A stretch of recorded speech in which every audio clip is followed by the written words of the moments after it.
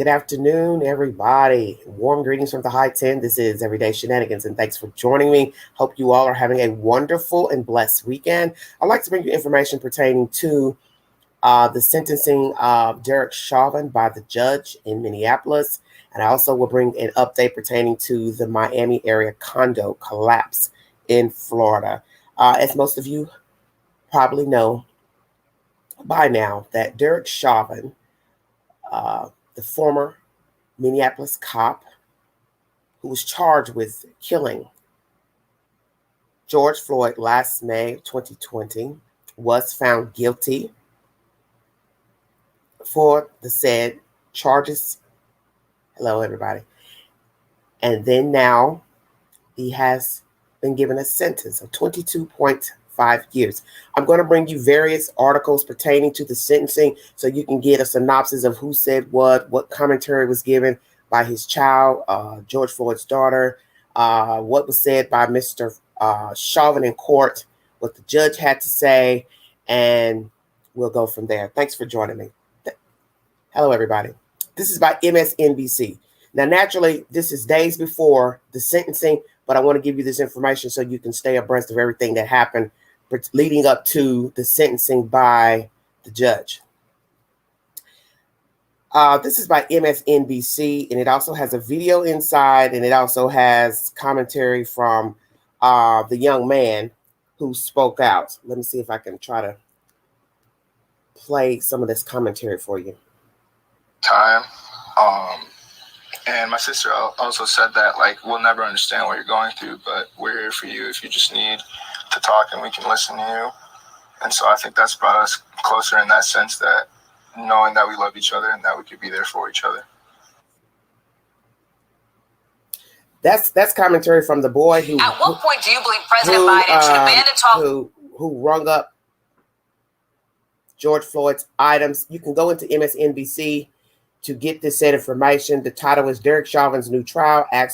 Ask was denied. Now comes sentencing. New trial motions like one filed by Chauvin's attorney are fairly routine in serious criminal cases. They are rarely accepted. In this said commentary, you can get a brief commentary from the young man who testified in court. He was a young man who rang up Mr. Floyd's purchases while Mr. Floyd was in that said story. And note that this is an updated article, including the sentencing. On Friday, the nation is refocusing its attention on the case involving the murder of George Floyd after a Minneapolis jury in April convicted former police officer Derek Chauvin of murdering Floyd. The presiding judge, Peter Cahill, denied Chauvin a new trial late Friday morning. On Friday afternoon, he sentenced Chauvin to 22.5 years in prison. On April 20th, the nation seemed to hold its collective breath as the jury prepared to announce its verdict for Chauvin. A national pressure valve seemed to release when the jury announced guilty on all three homicide counts. Just 2 weeks after the verdict, Chauvin's defense attorney Eric Nelson filed a motion for a new trial, urging Judge Cahill to throw out the conviction and do it all over again. From the start, the chances of Chauvin's new trial motion succeeding were slim to none, with everyone from the Floyd family to the witnesses who watched Chauvin and his fellow officers in Floyd's life that day to the media and beyond, assembling on Friday afternoon for what has been billed as a sentencing hearing. Cahill undoubtedly would have signaled in advance of instead of a sentence hearing, he would be conducting a hearing on Chauvin's motion for a new trial. After Hill denied each and every allegation of error, he then delivered Chauvin's sentence for murdering Floyd. Nelson filed what can only be called a kitchen sink motion. In a brief, barely more than 3 pages in length, he contends there are no less than 10 errors that warrant a new trial, including allegations that the court abuses discretion by refusing to move the trial to another city, but not adequately shielding the jury, by not adequately shielding the jury from pretrial publicity, by failing to order witness Maurice Hall to testify, by failing to properly instruct the jury on the elements of the charged offenses, by wrongfully allowing the prosecutors to present cumulative evidence, by failing to make adequate records of sidebar discussions, etc. Nelson also takes aim at prosecutors, alleging they engaged in pervasive prejudicial misconduct.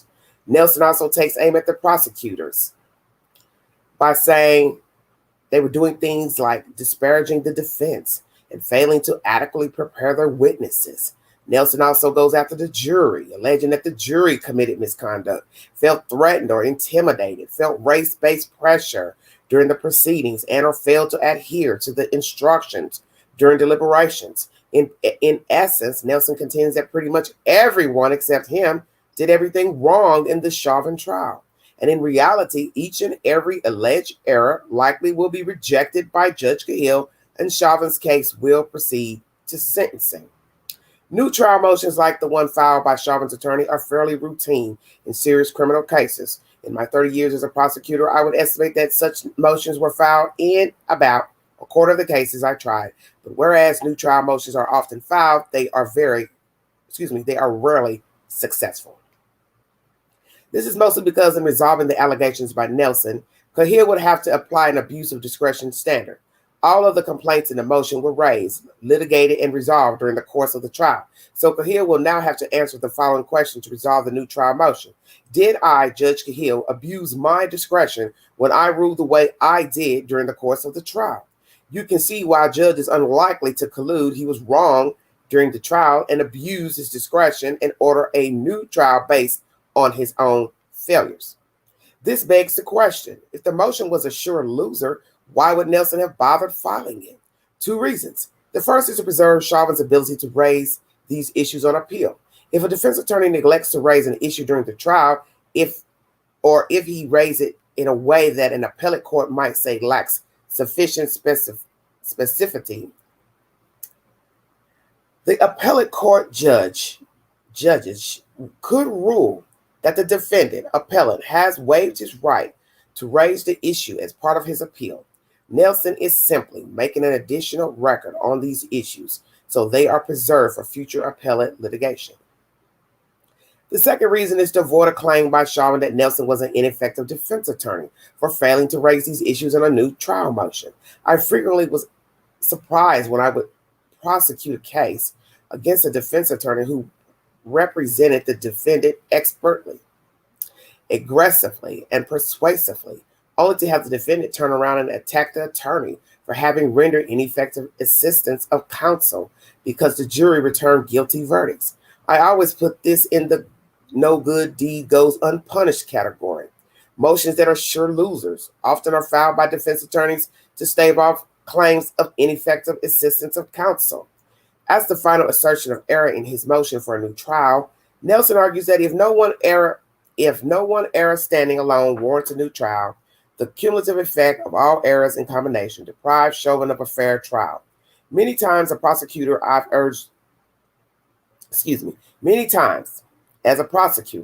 urged judges to reject similar cumulative error claims with this simple refrain: 10 meritless issues do not one meritorious issue make. This request literally adds insult to injury, signaling that Black lives don't matter. There is one additional, albeit atmospheric, likely reason Cahill denied the new trial motion. Everyone has been prepared for the sentencing hearing on Friday. In advance of any sentencing hearing in a murder case, prosecutors and victim advocates typically spend significant time with the victim's family members, assisting them in preparing both written and oral victim impact statements, answering questions about how the hearing will unfold, and generally preparing them for all eventualities. For 22 of my 30 years as a prosecutor, I try to supervise murder cases in the courts of Washington, D.C. I've heard how human beings end the lives of other human beings in horrific, unthinkable ways. I've seen many murders captured on video, but what I saw on the Floyd video is distinctly different than anything I saw in my decades as a homicide prosecutor. On that video, we saw police officers intentionally and over an extended period of time in the life of a citizen they swore to protect. They did it in broad daylight. They did it in front of several members of the community, including children, at least one Minneapolis first responder who tried to put a stop to it, only to be bullied out of intervening by the police officers. This atrocity cries out for the sentence that will forcefully condemn this kind of conduct by police officers who swore an oath to protect and serve, but instead brutalized and executed. The prosecutors have requested a sentence of 30 years in prison, of which he received 22.5. Perhaps to everyone's surprise, certainly to mine, Chauvin's defense attorney requested probation, sending the signal that when a police officer grossly abuses his authority by murdering an unarmed, handcuffed, defenseless black citizen, the crime deserves not one single day in prison. This is not only a poor tactical choice by a defense attorney representing a client who has been convicted by a jury of his peers of second-degree murder, but it sends a signal that unlawfully taking the life of a black citizen warrants no punishment. I was especially appalled by the defense's despicable plea for probation, given my firsthand experience in handling murder cases. Once a defendant stands convicted of murder, whether pursuant to a guilty plea or a guilty verdict by a jury, the defense attorney typically will make at least a somewhat plausible sentencing request, something along the lines of urging the judge to impose a sentence at or near the bottom of the applicable sentencing guideline range. Chauvin's attorney certainly could have urged the court to sentence Chauvin to only 6 or 8 or 10 years in prison, but instead he contends that probation is the appropriate sentence, as if this is a case of shoplifting or jaywalking. This request literally adds insult to injury, signaling that black lives don't matter. Fortunately, this offensive sentencing request was rejected by Judge Cahill, and now he has received a sentence appropriate for a police officer who brazenly murdered an unarmed, handcuffed, and defenseless African-American citizen for allegedly passing a fake $20 bill.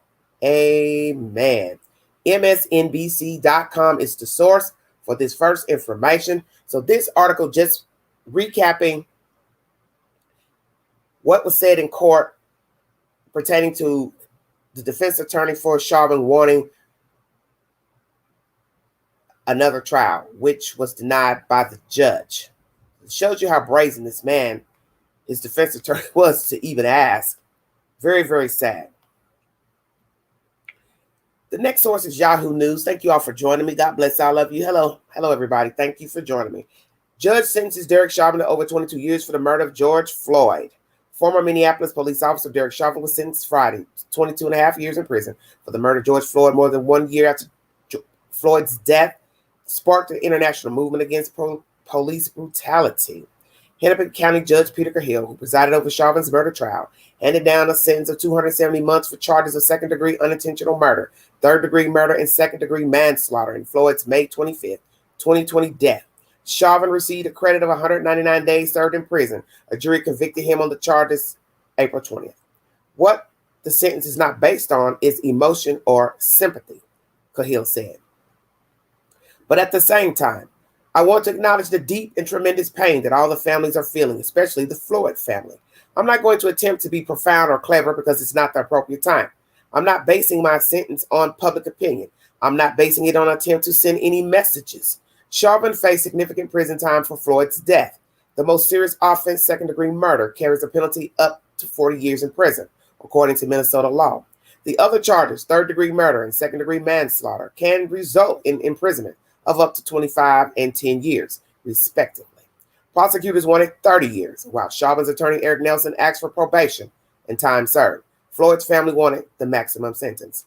Minnesota Attorney General Keith Ellison, who led the prosecution of Chauvin, said the sentence is one of the longest a former police officer has ever received for unlawful use of deadly force.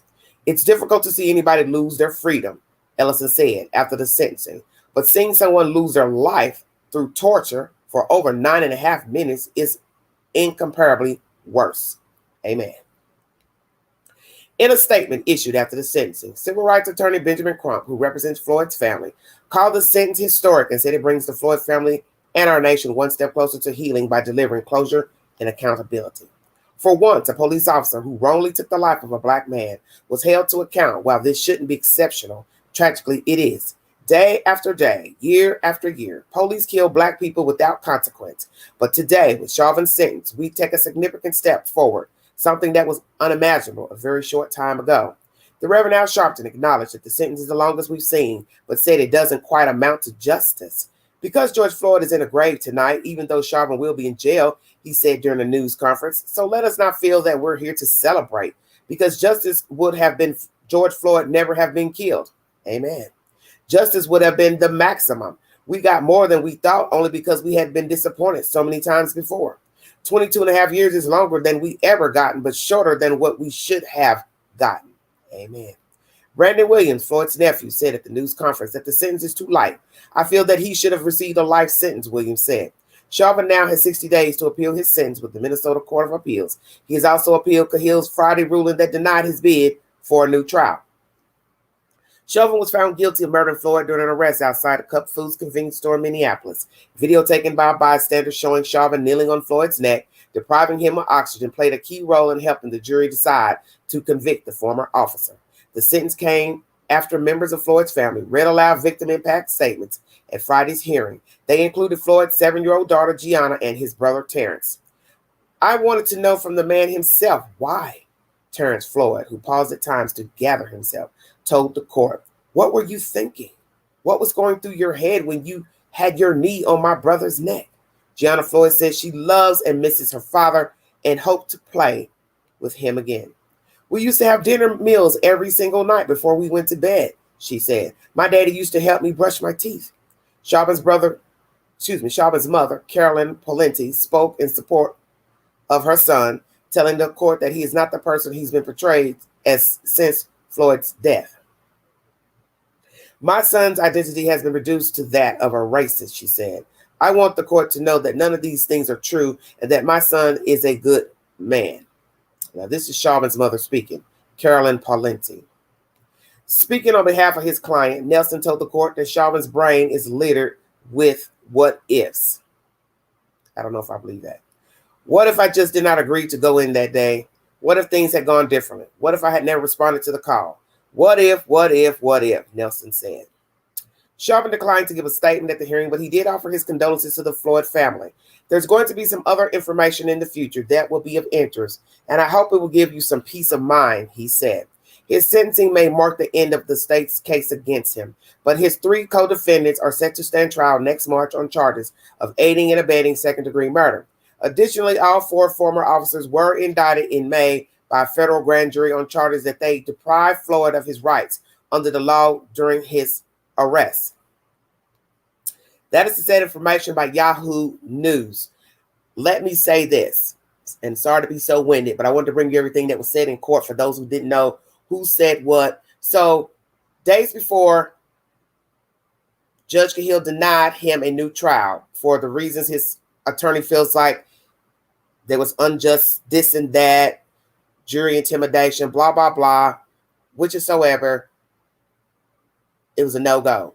So, no new trial. But naturally, he's going to try to appeal it. His 60 days to appeal this sentencing by Judge Cahill. You also hear that the child spoke of her father, them playing together. If he was still alive, what would they do? She adamantly said she would love to play with her father if he was still alive. You hear commentary from the brother asking, why did you do this? What were you thinking? What was he thinking?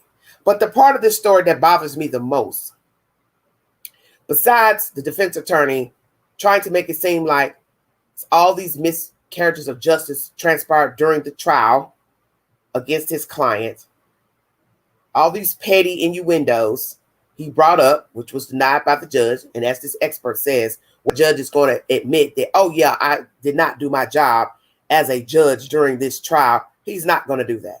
The fact that he said they should have moved the trial to another city. Well, what person in America, outside of Minneapolis, in the state of Minnesota, would not have heard about the killing of George Floyd? You'd have to live under a rock not to have known he was murdered by several police officers, including Derek Chauvin. What part of the universe do you think this trial could have gone to? This is what I'd like to know.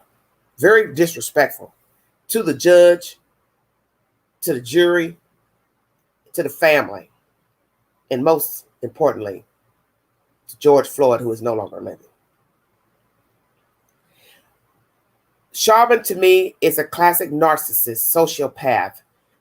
The fact that, naturally, he didn't give a statement to the court, but that is because he's got an upcoming trial pertaining to depriving Mr. Floyd of his civil rights, and those other officers as well. They're being charged with aiding and abetting and also depriving Mr. Floyd of his rights. He isn't going to give a statement because a statement would be used later down the road in that said trial. But to go into court and say this to the Floyd family.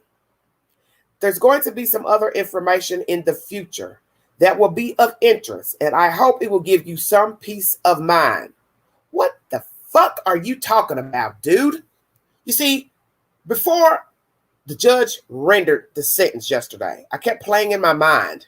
Is he going to say something? Is he going to apologize? Is he going to take ownership for killing the man? Is he going to say, hey, I was doing my job, but I'm sorry that he passed away under my watch? That's what I was hoping to hear. But as I said, most defendants, I guess, are told not to say anything that could affect them later down the road with another trial. But it is also said by experts on Court TV's panel yesterday, best you say something as far as your condolences to the family, whether you feel it or not.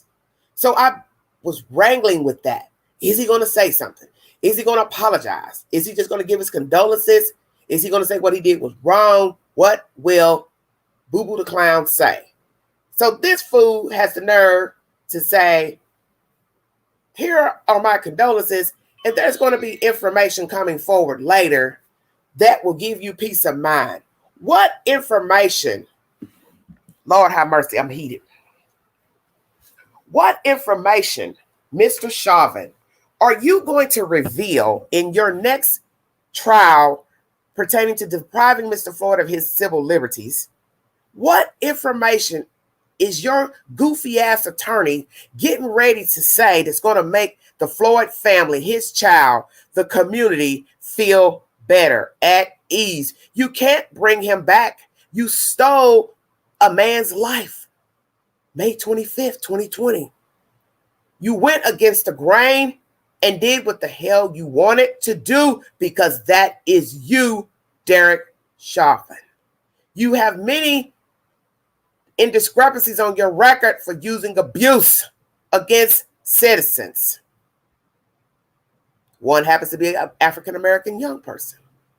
Yet they still allowed you to be an officer of the law. You washed your tail in that court and sat up in there. See, you got a new haircut. You sat up in there like it was nothing. And you disrespectful to this dead man and his family to say you got some other information to bring forward that will give them peace of mind. Such as what? They're never going to have peace of mind because everybody's opinion is going to vary on the sentence that the judge gave. Some of his family believe your ass should have life. You should have life. But we know that in the case of an officer killing a citizen in the line of duty, they rarely get a guilty verdict. That's been proven. Most of the times it doesn't even go to trial. They can't even get a grand jury indictment, for some of you who do not know this. So it is the luck of the draw that it even got an indictment, this charge of death, murder of George Floyd. Luckily, a young African-American female stood at the curb and filmed it, because had not she filmed this, he probably would have been still walking around, never got an indictment, never got charged, still on the force. And that's usually how it ends up with these cops killing citizens, African-American citizens, during an arrest, interrogation, however it goes.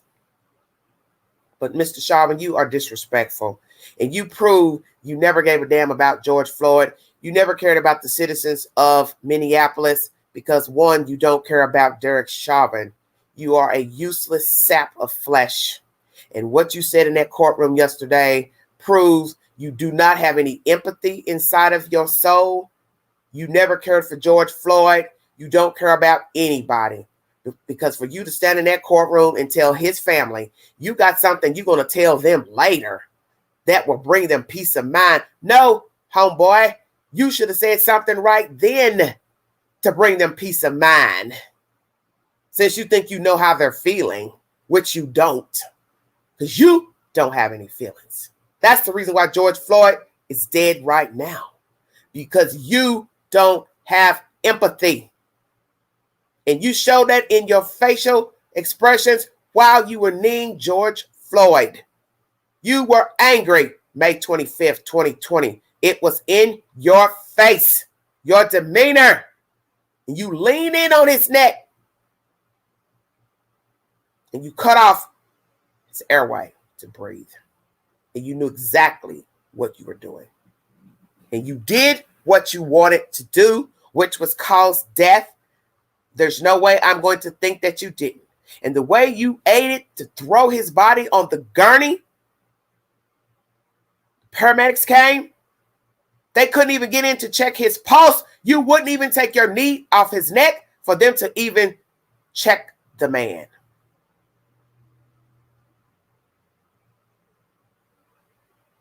So we don't know exactly if he was dead right then on that ground, dead when he got on the gurney, dead when he got in the ambulance. But if you see the ambulance photos, if you watch the trial, he did not look alive. And in that ambulance photo, you could see the bruising on his shoulders, which proved how long you sat on top of him, compressing his shoulders into the ground to where his shoulder was purple. And you can see that in the photos of Mr. Floyd in the ambulance. See, you could not see that with him on the ground. But when they loaded him into the ambulance, you could see the damage that Chauvin did by pressing his knee into his neck. He literally damn near caved the man's shoulders into the ground. And those photos show that if you followed the trial. The coagulated blood coming out of George Floyd's nose shows how long he laid on the ground. The blood was damn near dry coming out of his nose. So I ask you, Derek Chauvin, what the hell you got to say to the Floyd family later? You don't have nothing to say to them. You don't have anything to say. I want to read you all something briefly that was posted pertaining to this goofy man. To show you how sick the world is. This is by Newsweek. QAnon supporters react to Derek Chauvin's sentence. Not the same guy from the trial. Believers of the QAnon conspiracy theory expressed skepticism that former Minneapolis police officer Derek Chauvin, who murdered George Floyd, was actually the same guy after his sentencing hearing on Friday. QAnon is a baseless conspiracy theory which claims that former President Donald Trump has been fighting against a satanic cabal of Democrats and Hollywood elites who sexually abuse and sacrifice children in bizarre cult practices in their pursuit of the world domination. Recent polling by the Public Religion Research Institute and the Interfaith Youth Corps found that 15% of Americans believe in QAnon and the same amount as some major religions. After Chauvin's sentencing hearing on Friday, supporters of QAnon posted to a Telegram channel for believers expressing their skepticism that the former police officer was actually the person that had appeared in court. Who the F is that? That's not the same guy from the trial, one person identifying as Ray A. wrote, according to screenshots posted to Twitter. How many Chauvins are there? Another Telegram user going by the handle B. Water wrote. A user going by the name Rose Washiki wrote, or Washki.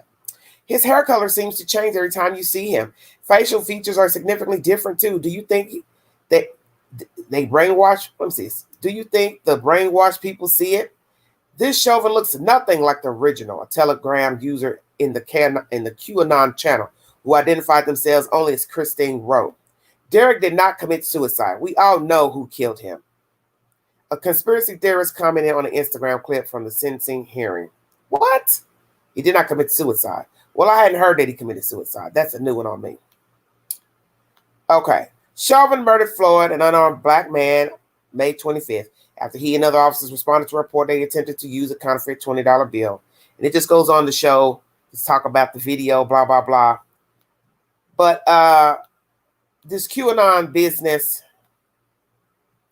that they don't believe that was Derek Chauvin in the court. You can pull this article up on Newsweek if you need verification. Let me say this. What in the hell is wrong with you people out here? You see, this is the reason why George Floyd is dead. Because some of you white people out here are lost in the funk of reality. Not all white people. There might even be some black people. They rode the ride as well, thinking it was okay for George Floyd to get kneed in the neck by this white cop. You all don't want to accept what is reality, which is some of you still believe in the good old boy system. You still believe in your race, the Caucasian race, to be superior than any other race on the planet. Not just America, but the planet. You have Europeans, white Europeans who feel the same way abroad. You are superior than any other denomination, race, religion. That is your attitude, your disposition. But what you need to understand is that you are not, and that you will never be. Because you see, God made man, woman from his own image. So that should tell you something there. That if he had a problem, he would have never brought the black race, African race, whatever other color race to fruition. But somewhere in the good book, you forgot about that part where he even says, I made man from my own image. So that means every race that a man gave a name, Indian, Caucasian, black, African, European, whatever, because man is the one that gave those names. He made man from his own image. So for you to sit and act like you are the better race, you are a fool. And you're going to die a fool. And that's just the bottom line. That if God didn't want the races to be here, he would have never created them. And he created man and a woman to procreate, which begat every race that is here.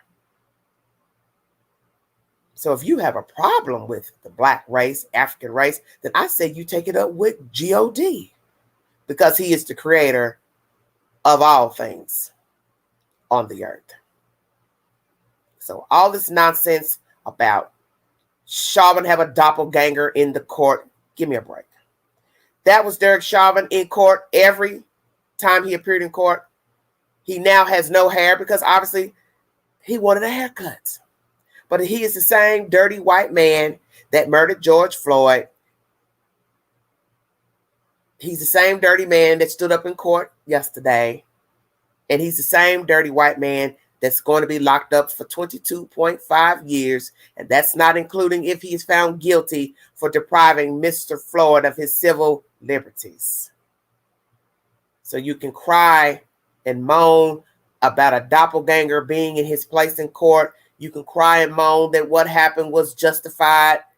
All I can say is pray that you are never pulled over by law enforcement and you decide to disagree with whatever reason they pulled you over, wanted to talk to you. You just pray you don't get a knee to the neck. Don't think because you're white, you can't end up like George Floyd. Because there are some white people who have left here by the hands of law officials on the street, in jail, in their homes, and in prison. And they was white as snow. So don't get it twisted. Derek Chauvin has no remorse for murdering George Floyd. And I believe he only gave that commentary about condolences to the family because he knew that would help possibly aid him in getting a lesser sentence by the judge, Mr. Cahill. But it did not. 7.5 years shy of what was recommended by the state. He's due the 40 years most definitely. 30 would have been grand. But what can you do? This is the rendering from the judge. You see, people show you who they are. Dr. Phil has said this. Maya Angelou, God rest her soul, she's always spoke of that. That when they show you who they are, run like hell. But Floyd didn't have that opportunity to run.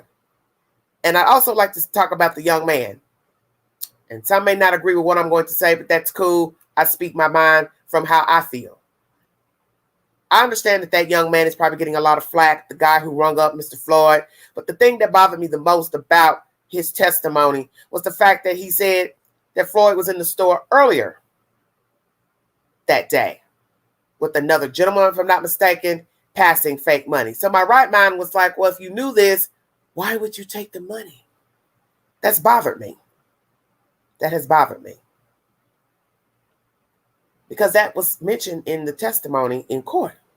That Floyd had been there at the store before with someone when some fake money was passed by another participant.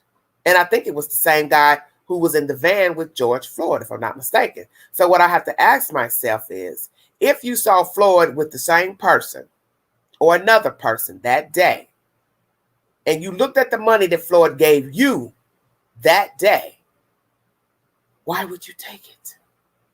You had already said in court that my boss let us know that if we speculate the money is fraudulent, if it is deemed to be found fraudulent, we will dock your pay.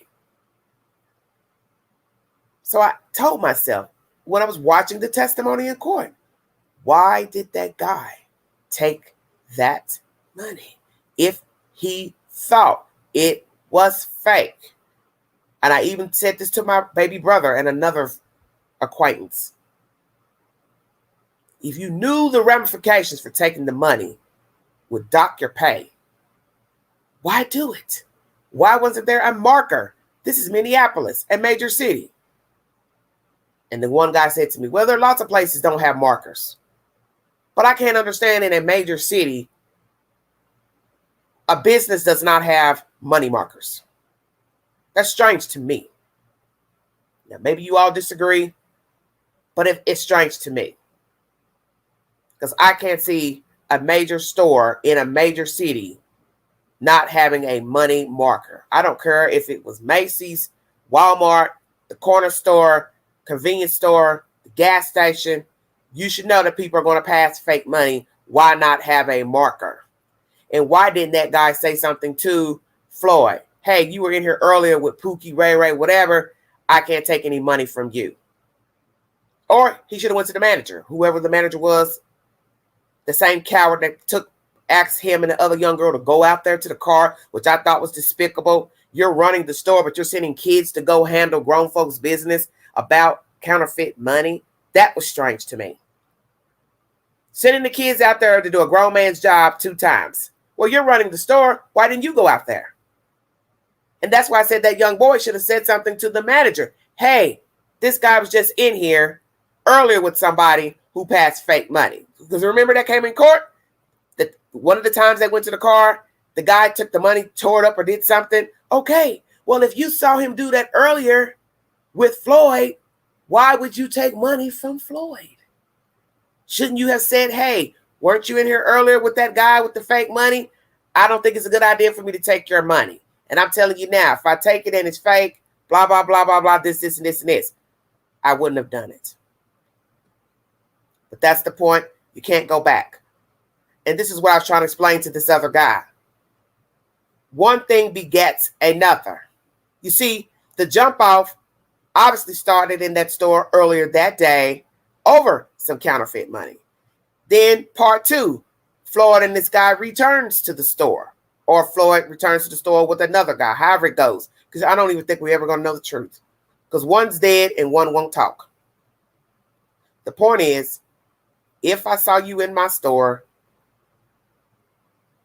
with someone passing fake money, 9 times out of 10, if you came back in the store, whether you was with that same person or not, I probably would not take your money, and I'd tell you why. And if I didn't tell you, I would have given that information to my manager, and he would be the one or she to say, hey, we noticed you in here earlier with the guy that passed fake money. He tore it up, blah, blah, blah. You were with him. You're on the camera. We cannot take any money from you. Which will lead him to believe, okay, well, they don't have a marker. Because a normal person with real money would say, well, I've got real money. What's the problem? You can check it. But that's the point. They couldn't check it, obviously, because they didn't have a damn marker. This is the most baffling, crazy story to me, over $20 damn. And a man is now dead over fake money, allegedly. And that's what people don't understand. Yes, the manager did have a responsibility, but the manager was a coward because he sent those kids out there 2 times to wrangle with the guy who was with George Floyd, which to me was unprofessional. And those kids could have got hurt or harmed out there. What if the guy decided he wanted to fight them, shoot them, cut them? You see what I'm saying? So that's why I said one thing begets another. It took one situation to jump off to where the police was called, when all this could have been avoided with a marker. Mark the money. It comes back fake. Sir, ma'am, this money's counterfeit. You're not allowed back in my store. Now, walk out the door. You don't walk out, I'll call the police. Only a fool would stand there with a fake bill that's been deemed counterfeit to argue if you marked it and showed it was counterfeit. That's why this story is so damn bizarre. Because there were different versions in the beginning of who said what, who didn't do this. There was a rumor at one time that the manager said, oh, we don't prosecute for fake money, blah, blah, blah. This would have never happened. They should have called me. So then that let me think that whoever owned the store wasn't actually there. So was he there or he wasn't there? So who's actually the guy who was sending the kids out to the car to wrangle with Floyd's friend? See, you know nothing. And it's neither here nor there. It's the past. But that's something that was on my mind a couple of days ago, that all this is over an alleged $20 bill. And that this store didn't even have a marker to mark the damn bill. And maybe this could have been avoided. Had the bill been marked, deemed counterfeit, then George would have had no choice but to walk out of the store. And he'd be alive today. I guess we're not. I want to thank you all for joining me on this live. I'm not going to hold you any longer. If you want to donate to the channel, $ Big Angie 129 Cash App. All super chats are welcome during the live. Hello to everybody in the chat. This is the set information coming out of Minneapolis pertaining to Derek Chauvin. As most of you who watched the court proceeding or got a glimpse of it, he was sentenced to 22.5 years by Judge Cahill, and he's also facing violating civil liberties of Mr. Floyd alongside the other officers for aiding and abetting, and assumingly they will also have to stand trial for violating Mr. Floyd's civil liberties. That is the set information. All sources have been revealed in this commentary with the articles that I read to you. If you need verification for the source, prayers to the Floyd family. Also, before I check out of here, I got a little winded talking about Floyd. I want to give you an update pertaining to the building down in Florida. Sorry. And let me say that too, since someone's mentioned in the chat. That lawyer is a bobblehead to think that that man should have been free for 1 year locked up in barely a year in prison. How would you think a year in prison is suffice for killing a man? And probation. So how long will he have been on probation? 10 years, 15 years? Give me a break. Insult to injury, most definitely. No respect for the dead. And it wouldn't even be respect to the living to free Chauvin after a year being incarcerated. How the hell is a year time served? For killing somebody? Are you serious? But that's a defense attorney's job, is to get their client off, get their client a lesser sentence, get their client released from jail and prison. That's their job, sadly. And as I state, thank you, Edward. Casey Anthony's attorney, Mr. Baez, is a perfect example of a attorney doing whatever he needed to do to get his client off. It worked. It absolutely worked.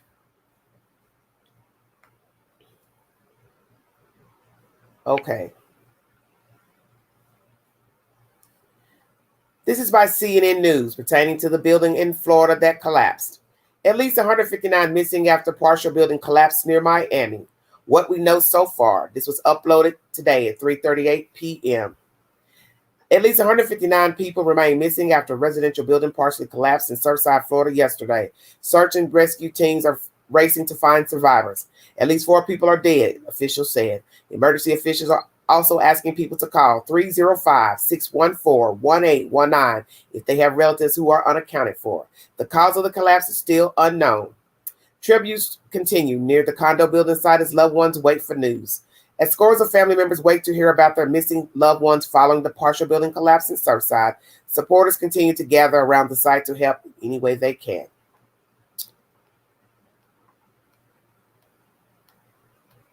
Rescue workers are digging through rubble and debris looking for signs of life after Thursday morning's building collapse in the town of Surfside, just north of Miami, Florida.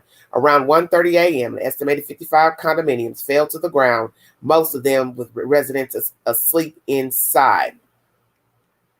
As families await in agony for updates on missing loved ones, there are ways you can ensure they don't face the situation alone. Organizations are on the ground to help.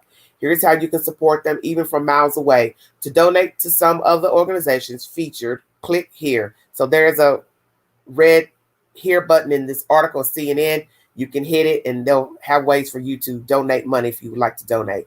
The American Red Cross is helping displaced residents find safe places. The group is also offering emotional and spiritual support. ATJC Aventura Turnberry Jewish Center is collecting donations for individuals and families impacted by the collapse. The organization is asking for urgent items, including sheets, pillows, phone chargers, and snack food. Direct Relief has teamed up with NBA's Miami Heat to collect donations, helping provide health care for survivors and equipment for first responders. Greater Miami Jewish Federation is accepting donations to help provide spiritual support and crisis counseling. Miami-Dade Fire Rescue is responding to the crisis. To report missing loved ones, dial 305-614-1819. You can also file an online missing persons report. Residents who live within the partially collapsed tower are asked to fill out this wellness check form for free bilingual emotional support. Dial 833-848-1762. World Central Kitchen is serving hot meals to the Surfside community to make sure displaced residents and rescue crews are fed as they face the unexpected. CNN's Impact Your World team will continue to provide ways to support as opportunities become available. This is the said information. Okay, I'm going to give you something else. There's a picture of a Betty and Gil Guerra. A very nice picture of this couple. This couple lived on the 9th floor of the Surfside, Florida condominium. Gil Guerra and his wife Betty. Michelle Guerra said they haven't gotten any word on her dad and stepmom since the collapse. A very nice couple. Nice picture of them eating seafood at a restaurant. Right now, there's no word of their whereabouts. We're doing our best to stay hopeful. That's what they would want, she said over Facebook Messenger on Saturday. This is all so horrific and bizarre. They are both such caring, hardworking people. They only got married late 2017 and have been living it up like 2 teenagers in love, traveling the world and eating all they can together. They lived a full time together, she said. Guerra said they were in the process of moving out of their home and had just gotten furniture at their new apartment on Monday. Lord have mercy. The couple were renting, and she said the owner was in the process of selling the unit. Guerra said she last spoke to her dad on Father's Day and saw him in person on May 16th at her nephew's first birthday party. Okay, here's another one. Son of missing woman. I just want my mom back. This is a picture of Judy Spiegel. Josh Spiegel, whose mother Judy Spiegel is missing, said his family is just trying to keep it together as they wait for rescue updates from the Surfside building collapse. As a doctor, I've taken care of a lot of burn patients and trauma patients, and this is not good, and I'm scared to death. I just want my mom back, and we're praying as much as possible. We just want more people to help. So if there's anyone else that can help, that's all we want. We love my mom. She's the most amazing person in the world. We would literally do anything because we know that she would do anything for us, Josh Spiegel told CNN. Rachel Spiegel, daughter of Judy Spiegel, said that she is very concerned. She described her mother as the best person in the world. She's so caring and loving. She loves my kids. Rachel Spiegel said that one of her daughters offered to help find her grandma because she's really good at playing hide and seek. So she's probably hiding in her house. Can I go there with you? I know where she hides. Judy Spiegel's husband was not in the building at the time of the collapse. My heart breaks for my dad, but at the same time, I'm just so thankful that he wasn't there too. You know, obviously, the thought of losing my mom, who is my rock and my best friend, and everything is the most awful thing, but I don't know if I would be standing if I lost too, Rachel Spiegel said. I've never seen so much pain in all my family's eyes, and my heart is shattered, Josh Spiegel said. The family is asking for as much help as possible as they continue to wait to hear news about Judy Spiegel. Miami-Dade mayor says the fire at rescue site is hampering search efforts. Miami-Dade Mayor Daniela Levine Cava said that rescue crews are continuing to face incredible difficulties due to an ongoing fire under the rubble. It's a very deep fire.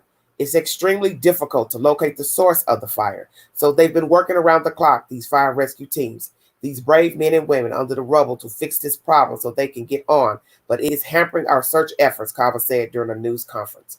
Cava detailed that the smoke from the fire spread laterally throughout the pile, making it difficult to isolate the source and stop it. The mayor also noted that rescue teams have created a trench to try and isolate the fire and continue to search for victims. We're using everything possible to address this fire. We are using infrared technology. We're using foam. We're using water, all the tactics that we can to contain the fire and minimize the smoke spread, Cava said. Cava also added, obviously, the smoke itself is the biggest barrier right now to proceeding in those areas. So we created a trench using heavy equipment to try to isolate the fire and continue searching for victims in the part of the pile that we can access. No further victims have been found. Miami-Dade Mayor Daniela Levine Cava said no other victims have been found in the rubble following the partial building collapse in Surfside, she said this morning during the news conference. No further victims have been found, as you've heard. The numbers are the same as they were yesterday. 127 have been accounted for. 159 unaccounted for. 4 confirmed dead. To the community and the world, please be patient. Please stand with us. Please continue your prayers. We are not going to stop. We need your support. Roof repair permit issued for Champlain Towers day before partial collapse.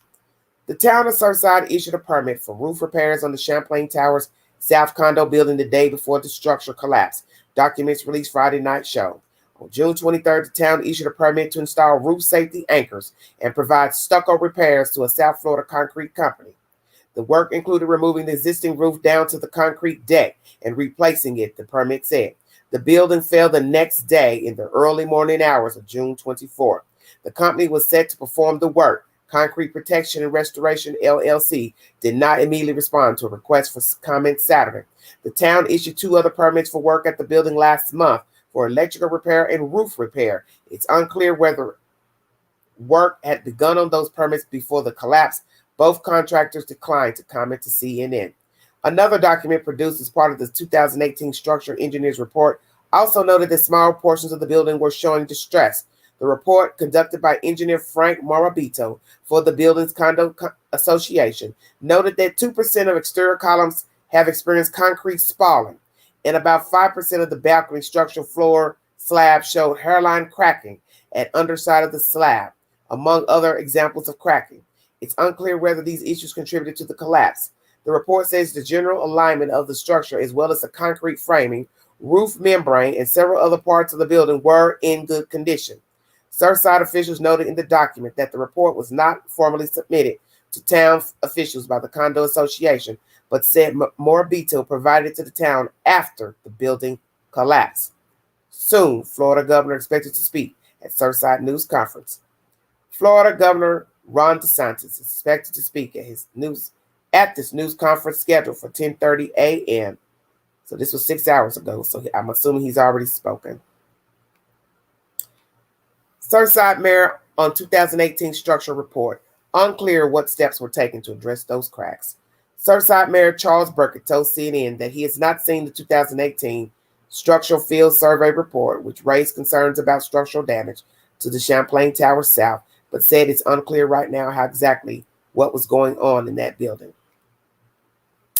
I can't speak to that report because I haven't seen that. I'm going to get a copy of that this morning and take a look at it so I can give accurate information regarding that, Burkett told CNN. I understand from our building official that it was in the form of the 2018 email that came from an engineer regarding those cracks. Burkett said it's still unclear what steps the building was taking to address those cracks mentioned in the report. According to the mayor, the 40-year-old report had not been submitted yet. We had indications that it was on the way because it needed to be submitted within the year, said Burkett. The report indicated that the engineer found no sign of immediate danger, CNN reported. Okay. Surfside Mayor recommends residents of Champlain North Tower to evacuate.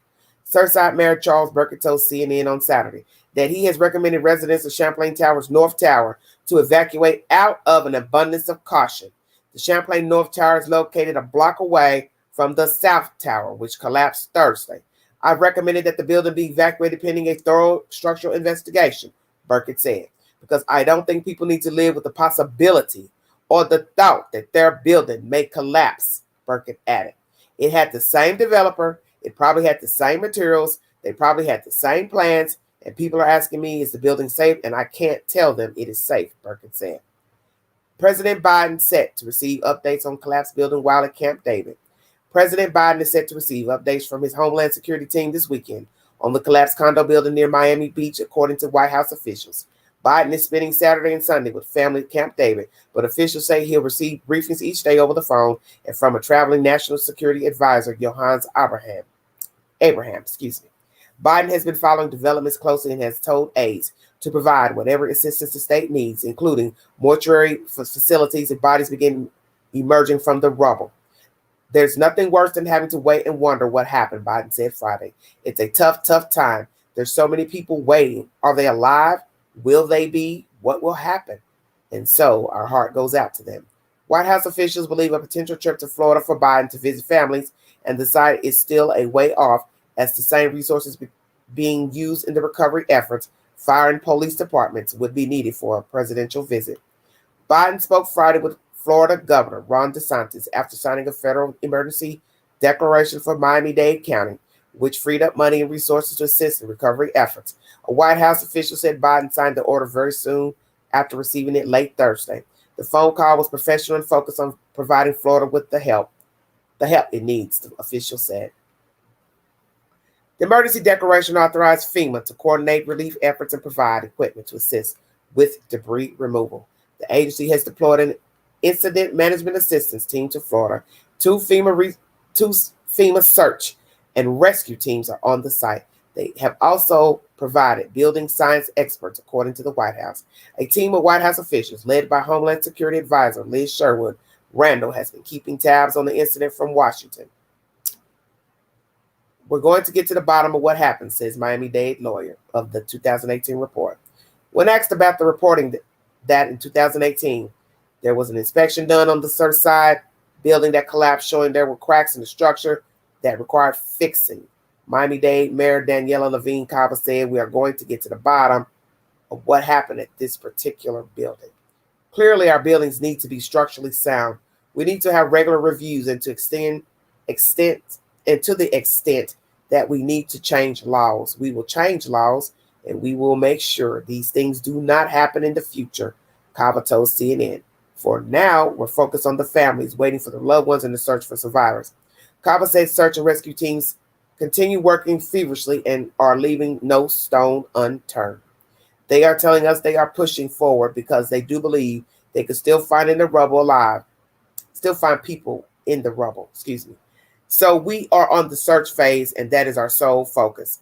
In this article, you will see a fence, and it has photographs of the people who are currently missing. So when you go into this article by CNN, you will see a posting of residents of the said building. Okay, now it just goes on to keep talking about, let's see, about the engineer who raised concerns of the structural damage at the condominium in the 2018 report. A structural field survey report completed nearly 3 years before the collapse of the Champlain Tower South condominium complex in Surfside raised concerns about the structural damage to the concrete slab below the pool deck and cracking and spalling located in the parking garage. The report from 2018 was included in a series of public records documents that were published overnight on the Surfside, Florida town website. The New York Times was the first media outlet to publish a story about the field survey report. Page 7 of the report, the goal of which was to understand and document the extent of structural issues that required repair and or remediation in the immediate and near future. Detailed signs of distress, fatigue in the parking garage. Abundant cracking and spalling of various degrees was observed in the concrete columns, beams, and walls. Several sizable spalls were noted in both the top side of the entrance, drive ramp, and underside of the pool, entrance, drive, planter slabs, which include instances with exposed, deteriorating rebar. Though some of this damage is minor, most of the concrete deterioration needs to be repaired in a timely fashion. Spalling is a term used to describe areas of concrete that have cracked or crumbled. The 2018 report also noted that many of the previous garage concrete repairs were failing. The report also said the waterproofing below the pool deck was failing and causing major structural damage. The waterproofing below the pool deck and entrance drive, as well as all of the planter waterproofing, is beyond its useful life and therefore must all be completely removed and replaced. The failed waterproofing is causing major structural damage to the concrete structural slab below these areas.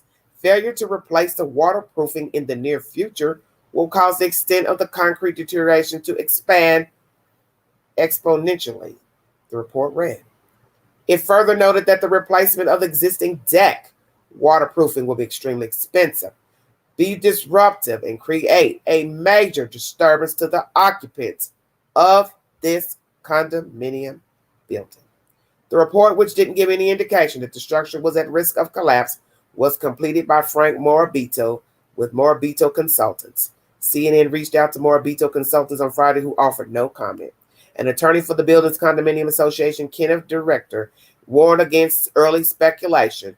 The building, he told CNN on Friday, had been subject to a series of inspections over the last several months as part of its milestone 40-year safety certification process. Nothing like this was foreseeable, Director said.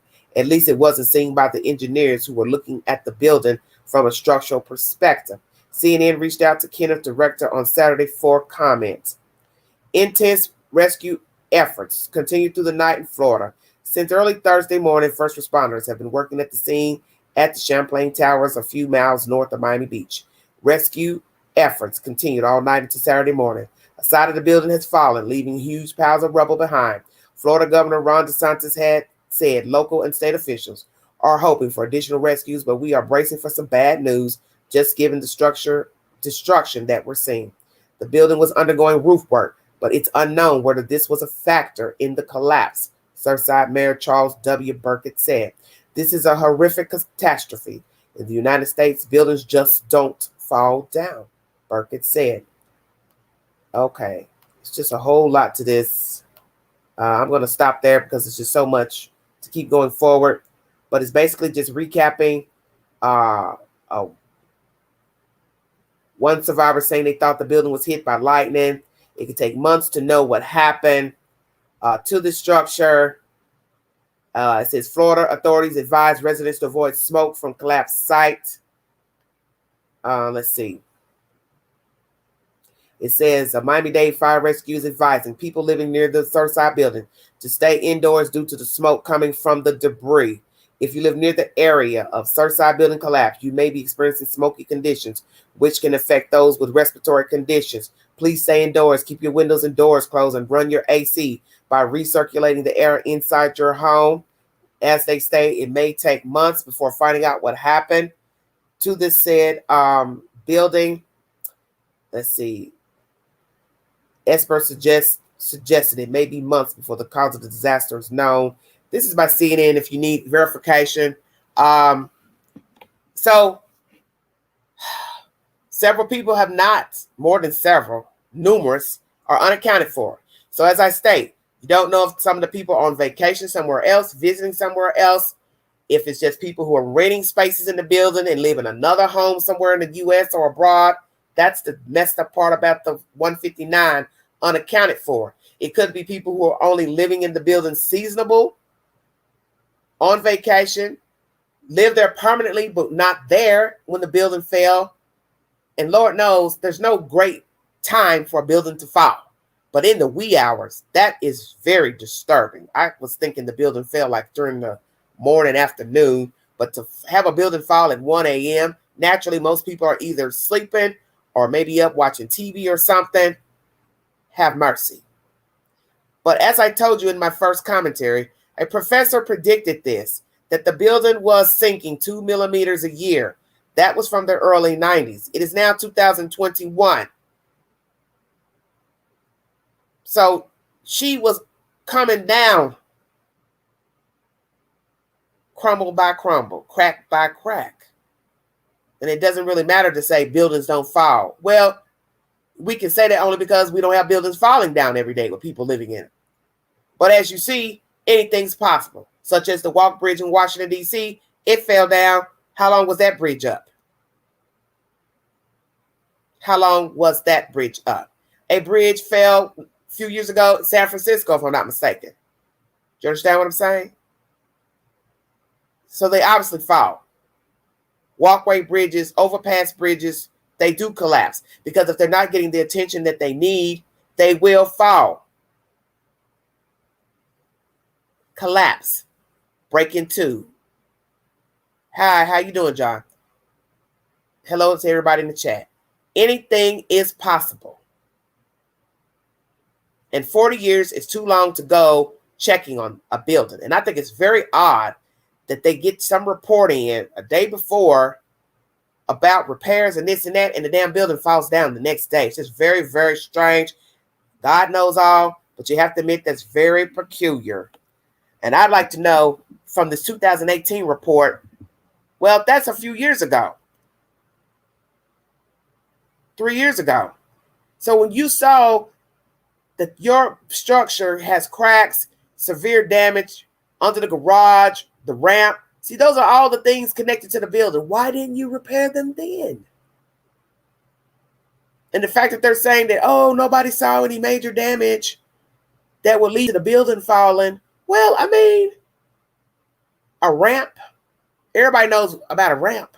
You got to be able to drive on a ramp. So every day that your car is going on a ramp, trucks, deliveries, that is breaking down the ramp. Everybody knows that. You can't have a cracked ramp. Jesus, it's like, what is wrong with these people? Hello, Aquarius. Hello, everybody in the chat. Thanks for joining me. See, this is what I'm talking about. You can't, as my mama used to say, pussyfoot around. And that's what they did. You're talking about a 3-year-old report that showed structural damage to the building, the drive ramp, the pool, under the balconies. Okay, imagine that.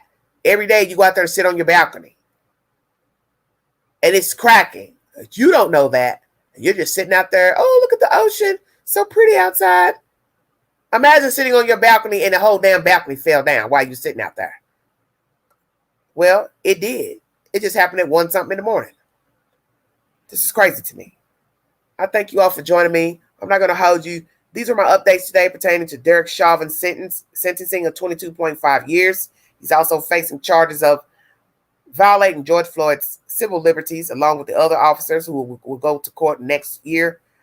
And then the collapse of a Miami area condo in Surfside, Florida. There are several there's numerous people still missing, not accounted for. And I'm praying that those people are somewhere else in the United States or abroad and just can't be reached as of yet. I don't want to think there's 159 people in that damn rubble. Have mercy. Lord, thank you for joining me. If you want to donate to the channel, $ Big Angie 129 Cash App. All super chats are welcome during the live. I'm going to check out of here. There's another update I want to bring you before I get on my venture for this evening. The Queen is enjoying herself. It's great weather here in the high 10, and I want to continue enjoying my weekend. But there's some hanky-panky going on pertaining to the, oh, Lord, I don't know how to name it, LGBTQT, whatever, bathroom issue here in Tennessee. And I've talked about this subject with you guys before a couple months ago. How do you all feel about opposite sex going in the same restroom as yourself? So if you're a lady, how do you feel about a transgendered man coming into the restroom with you? Same for a man. How do you feel to have a female going into the restrooms dressed as a guy or transgender to a guy, whichever? God, my head hurts. Oh, I'm coming right back because I got to get this live out. So I'm going to clock out of here and come back with that said information. Feel free to join me. I'll try to clock that live under an hour if possible. But I want to hear your feedback because somebody is now the Civil Liberties Union is suing the state of Tennessee about signs posted up pertaining to transgendered people. Lord help me. It never ends. Thank you all so much for joining me. You all have a safe weekend. Join me back here in a few minutes. I'm going live again to give you information pertaining to a current lawsuit brought against the state of Tennessee pertaining to transgendered people using the public restrooms and signs being posted that obviously are deemed offensive to transgendered people. God bless all of you. Stay safe. This is Everyday Shenanigans.